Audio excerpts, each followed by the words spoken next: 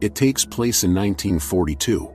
Captured Jews, including Gillis Cremier, are transported in a truck. A guy offers him a book in exchange for a sandwich.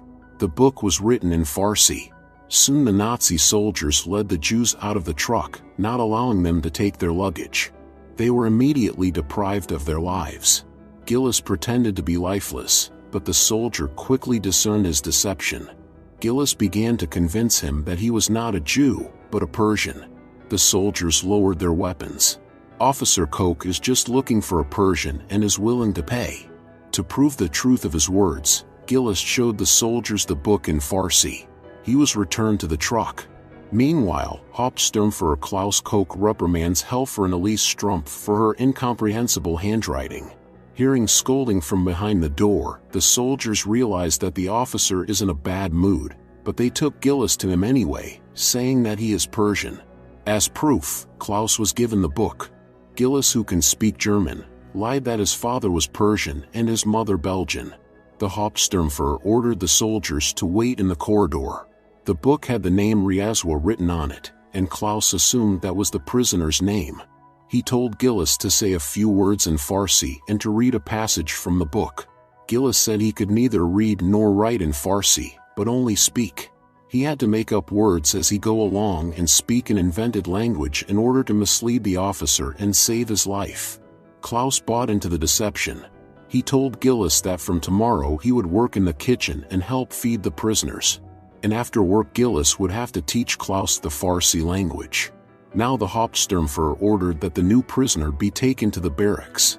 Outside, soldiers lined up Jews and assigned them to barracks. The kitchen staff was told the rules to be strictly followed. Stealing food and spoiling inventory were punished very severely. Gillis along with the other Jews set to work. Rottenführer Max invited Helferin Elise Strumpf to tonight's dance, organized especially for the soldiers, but she declined. Max decided to share his misgivings about Riazwa. He doesn't believe the guy is Persian. Meanwhile, Gillis is nervous about his upcoming Farsi lessons. He mentally thinks of different words so that he won't be caught off guard later, because his life depends on it.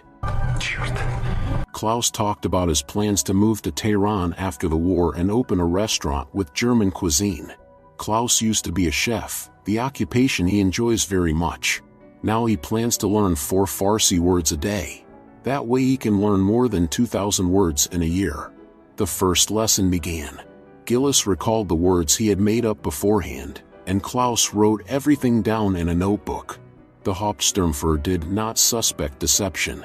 At night Gillis continued to make up different words, and lied to the warden that he was praying. Klaus was learning what he thought was the Farsi language.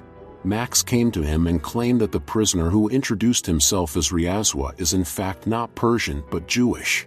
However, Klaus finds these concerns ridiculous, because a Jew in his opinion could not fool a Nazi officer with impunity. Klaus decided to remove Elise from her duties. Now the Persian would be in charge of prisoner records instead of her. She did not like it very much, and she took her anger out on the cook.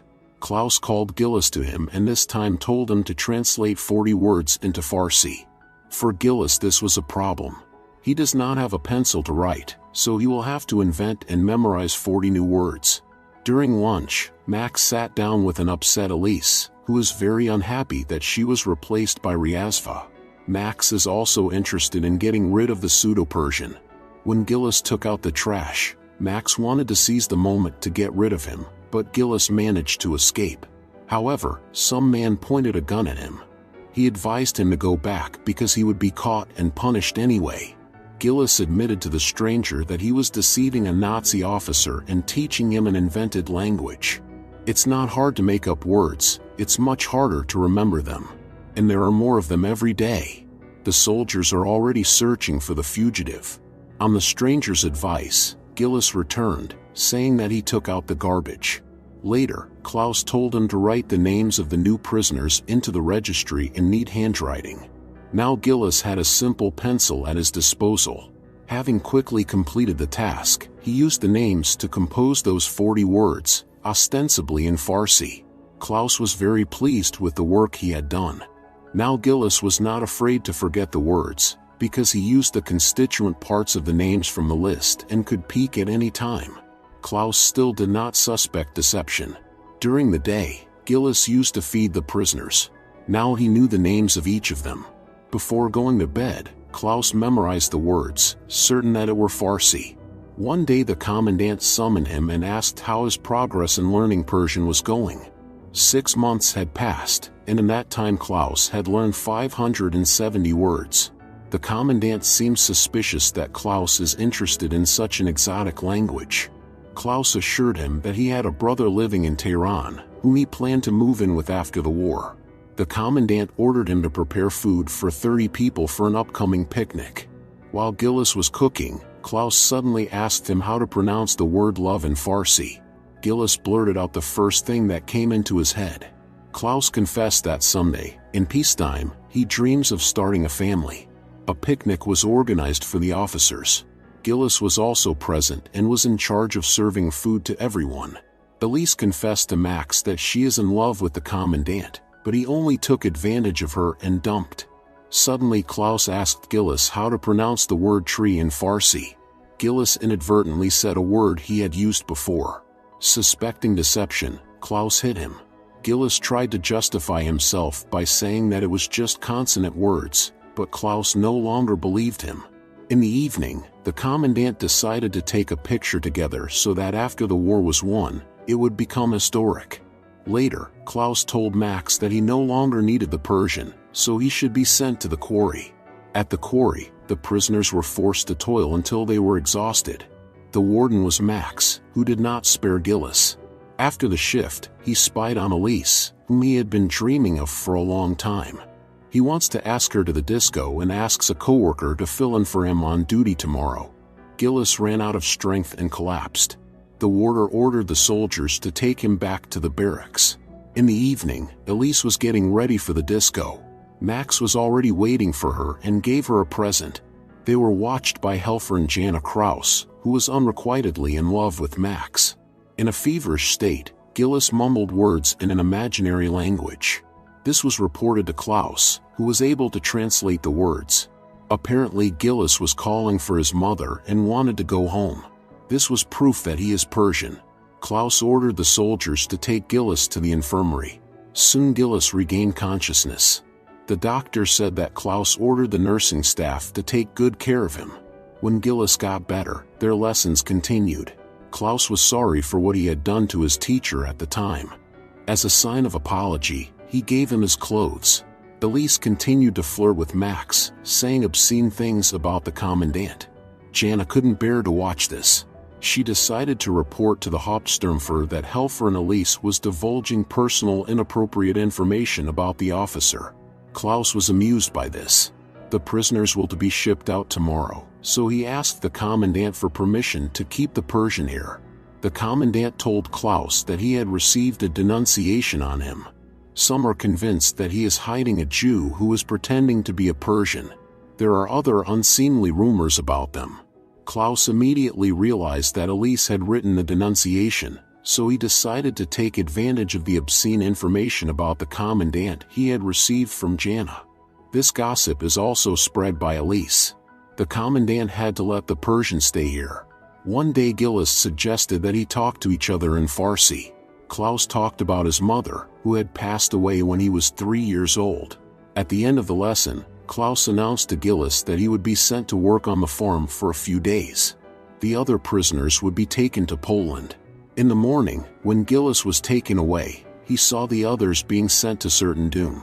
He worked on the farm all day, and fell asleep in the hayloft in the evening. Elise was returned to her former duties, but she was doing very poorly. Klaus remained very dissatisfied. The next day the commandant paid a visit to the canteen because Jana Kraus had petitioned for a transfer. However, instead of her the commandant decided to send Elise, who had been spreading rumors about him, to another camp. Gillis was returned to the camp. Max let him know that he knew the truth about his Jewish origins. Klaus was now doing a census of the prisoners on his own. During the feeding, Gillis asked the names of each prisoner and made up new words from the syllables. In the evenings the lessons continued. Klaus was learning new words. He found the Farsi language very beautiful. In the evening in the barracks, the new prisoners, Jacob and his mute brother, asked Gillis why he went to the Hauptsturmführer every night after work. He said he was only teaching him Persian. Winter came, and the prisoners suffered from the cold. Working in the canteen, Gillis watched their torment through the window. Later, Klaus read to him a poem in Farsi of his own composition. The officer asked Gillis to call him by his name and gave him a hearty meal. He also gave him stew and bread and allowed him to take it to the barracks to the other prisoners. Gillis shared the food with Jacob and his wounded brother. During the night, Jacob confessed that the main goal of his life is to bring the brother home, for he had made a promise to their mother. In the morning the warden sent the prisoners to work. In the evening a new group of prisoners was brought in. Among them Max found a real Persian. When Gillis heard about this, he was very frightened. Max dragged him to the barracks, but he was too late, because the Persian no longer showed any signs of life. Angered, Max attacked Gillis, thinking it was his doing. But suddenly Jacob confessed that he had done it. He paid for it with his life. At dinner the commandant announced that because the enemy had bombed their railroad, the prisoners would have to walk tomorrow. A drunken Klaus came into his office and told Gillis that he was sorry that the other Persian had died. If things had turned out differently, the three of them could have talked in Farsi. Klaus also confessed that he and his brother are in a quarrel. The brother has not spoken to him since he joined the party in the SS. The brother is now in Tehran. At night Gillis could not sleep. In the afternoon a new batch of prisoners was being sent, who had to walk on foot in the cold. At dinner one of the officers told Klaus that he had just seen the Persian on a prisoner shipment. At first Klaus thought it was a mistake, but then he got worried and ran to check. He did find Gillis among the other prisoners and took him with him, despite the protests of another officer. It turns out that Gillis had done all this on purpose, sending the mute Italian to the farm in his place. Klaus wonders why Gillis would risk his life for another man. At night, explosions rang out in the distance, crockery rattled. The commandant announced that they were put on high alert. They were retreating without resistance, because all the troops had been moved to the eastern front against the Red Army. The camp must be urgently cleared and the prisoners destroyed so that no evidence remains. The prisoners were locked in the barracks. Klaus wondered what he should do now. He changed his clothes, took the money and came to get Gillis, and then took him out of the barracks. Max noticed this and tried to stop the Hauptsturmführer, but did not have time. He reported to the commandant that the Hauptsturmführer had left the camp with one of the prisoners, contrary to orders. But the commandant was not concerned about that now. He was burning all the evidence of the atrocities they had committed here. Klaus and Gillis ran away together. Klaus took off his officer's uniform and said there was a small airfield not far from here. From there he could fly to Istanbul and then to Tehran. Gillis is now free. When Klaus arrived at the Persian embassy some time later, he realized with horror that he did not understand the Farsi language. He fell into madness. After the liberation of the territories by the Red Army, Gillis told Soviet officers about the horrors of the concentration camps. All the archives with lists of prisoners had been destroyed, but Gillis could name 2,840 names. When Gillis began to list them all, he could not hold back tears. The